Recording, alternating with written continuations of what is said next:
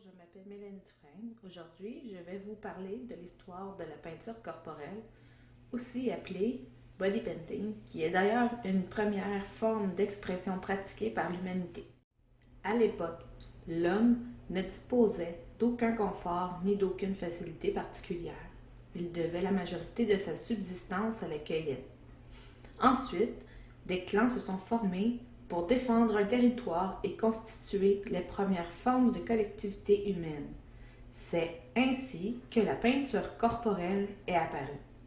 En premier lieu, elle servait de signe de reconnaissance entre les membres d'une même tribu et pour se distinguer des autres alliances, aussi servit de camouflage pour la chasse et de rituel.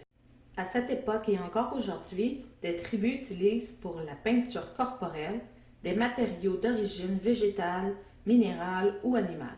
Diverses plantes, le jus des baies, le charbon, le sang animal et plus encore. Par exemple, les couleurs les plus utilisées par les Amérindiens sont le rouge vif, extrait de roucou, le noir verdâtre qui vient du jus de l'arbre Guianepa americana, le blanc d'argile, et en Amérique du Sud, les couleurs principalement utilisées sont le rouge, le noir et le blanc. Le rouge et l'orange sont obtenus en mélangeant de la poudre de graines de roucoyer avec de l'huile de palme ou avec de l'eau. Le noir s'obtient à partir de la pulpe de fruits Gianepapo, appelée aussi Guianepa americana, ou de charbon de bois. Le blanc, d'utilisation plus rare, est d'une couleur minérale de l'argile blanche. Au cours du temps, la peinture corporelle a beaucoup évolué.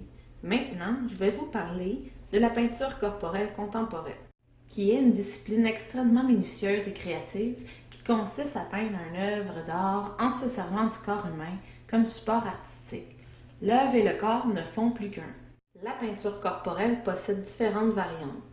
L'art prénatal, la peinture faciale. Voici quelques conseils et matériels de base pour débuter. L'investissement de départ dans du bon matériel est assez important. Il existe beaucoup de matériel spécifique à un type d'effet visuel. Les pinceaux, les doigts, divers éponges et pochoirs. L'aréographe, par contre, il est déconseillé d'utiliser l'aréographe pour le visage car il est toujours possible d'en recevoir dans les yeux. Voici quelques conseils de précaution concernant le matériel utilisé pour créer une peinture corporelle. Pour ne pas ruiner sa santé, il est primordial d'utiliser des peintures spécialement adaptées à cet effet, qui sont hypoallergènes pour s'adonner à cet art. Le matériel doit être appliqué sur une peau saine et propre pour éviter les maladies diverses. Et le plus important est de bien stériliser les éléments métalliques qui ont servi.